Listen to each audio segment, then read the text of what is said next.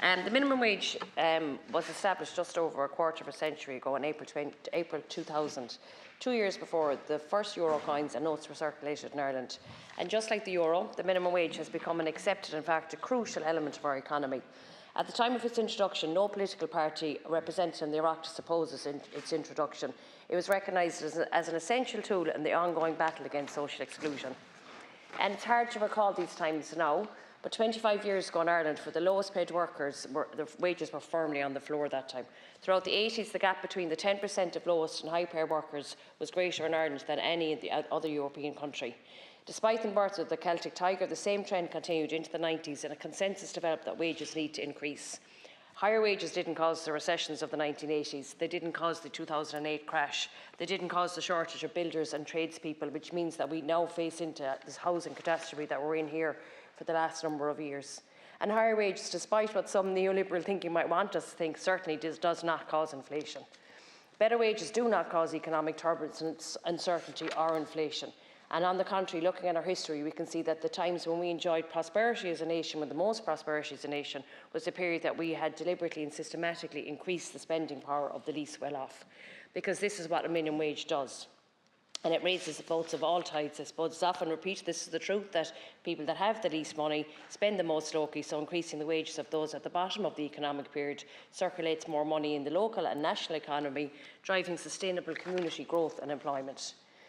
But we saw, and disappointingly, we saw in this government that there is a rollback on workers' rights, and that, and which is very disappointing to see. We've seen a rollback on pensions, on sick pay, on trade union recognition. And what I'm going to talk to, and I suppose the most pertinent of all those rollbacks, was the move from the minimum wage to the living wage. But I'm not going to talk about the living wage today. I'm going to bring back to the attention to the minimum wage and to the legal binding minimum wage provides some of the level of protection to those that are needed most, but it doesn't include apprenticeships and interns.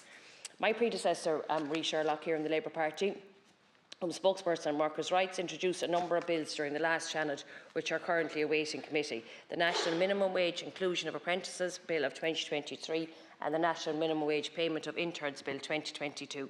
These bills address the patently unfair situation of people, often young people, carrying out the same work, exactly the same work as someone else, but being paid less than the minimum wage. As we all know here, that the current minimum wage is $13.50 per hour, but I've seen jobs advertised online for apprentice electricians being offered as little as €9 per hour, which is even less than €9.45 an hour, which is what the rate for under 18s at the moment. So, and I know from working in MSLETB and working in training centres myself, that it's very hard to get people to start off in the minimum wage. It's fine that your wages go up, when you are in your training programmes, but getting people to give up maybe a job that they have to move somewhere else, because often it's very hard to find someone to take you on as an employer. But then if you're being paid minimum wage, it's virtually impossible for so many. So we can see in the middle of the housing crisis there is a struggle to get people to take up on apprenticeships. So, and I think young people want to earn work, and I think last year's Solace they want to start working in trades, but last year's Solace reports that around 20% of apprentices failed to complete their apprenticeships, with sub-minimum rates of pay being given much of the blame. It just brings me on to, I suppose, an intern, the difference between an intern and an apprenticeship as well. And I know this myself from doing unpaid work experience when I was a student. It's virtually impossible to live. You're double jobbing, trying to do an unpaid work experience or internship, and then having to do another job at the same time. So I think that any good employer would say, we don't have to do this. We can actually, if you're willing to take someone on, they should at least be paid the minimum wage. Thank you. Minister, you have 4 minutes, please. Thank you, Look, I'd like to thank Senator Cosgrave for raising this issue, and I'm taking this commencement on behalf of the Minister for Enterprise, Trade and Employment, Peter Burke. The Government is fully committed to supporting workers and to ensuring fair wages for the lowest paid workers in our economy. The national minimum wage increased to €13.50 per hour on the 1st of January this year. That was an increase of over 6%, which is ahead of the projected wage growth across the economy. Approximately 195,000 workers, 195,300 workers directly benefited from this increase. The Senator highlighted the pay for young people, as the current system of youth rates is based on a percentage of the full minimum wage. When the minimum wage increases, these sub-minimum rates also increase, with young people in receipt of these rates seeing a commensurate increase in their wages. Senator Cosgrove mentions bogus self-employment. Chapter 2 of the EU Platform Work Directive tackles the issue of misclassifying persons performing platform work as self-employed. It requires EU countries to set up clear procedures to determine the correct employment status. Work on the transposition of this directive is underway in the Department, and it will complement existing mechanisms that exist for the determination of the employment status of individuals or groups.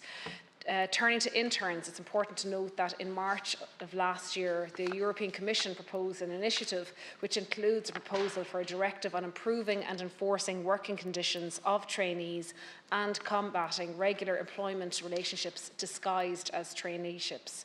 The directive includes a common framework of principles and measures to improve and enforce the working conditions of trainees and to combat employment relationships being disguised as traineeships.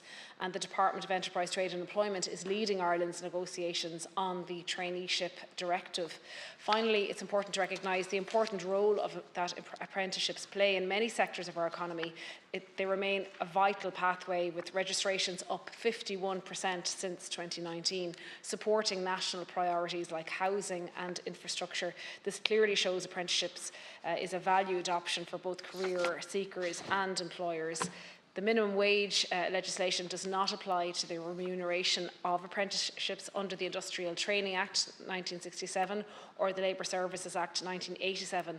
This reflects the significant investment employers make in training, including mentoring and reduced productivity. The Government is committed to ensuring that employers and future workers continue to value apprenticeships and that they are incentivised to participate in apprenticeship programmes across all sectors of the economy.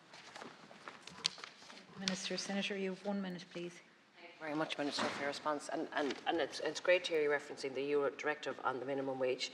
But I will be continuing to push these, to try to bring these forward, because I think that particularly at the moment that apprentices, we're so, particularly in the construction sector, we need apprentices, and it is very difficult for people to work on less than minimum wage rate.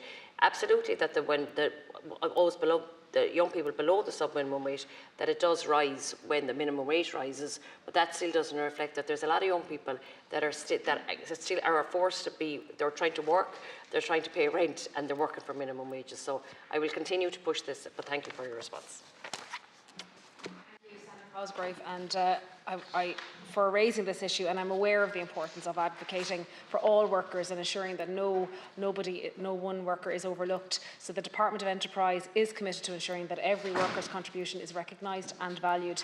So the Department will continue to review the relevant legislation and to advocate on behalf of these groups. Work is already underway to tackle the issue of bogus self-employment through that Platform Work Directive, and the Department will continue to lead Ireland's negotiations on the traineeship directive.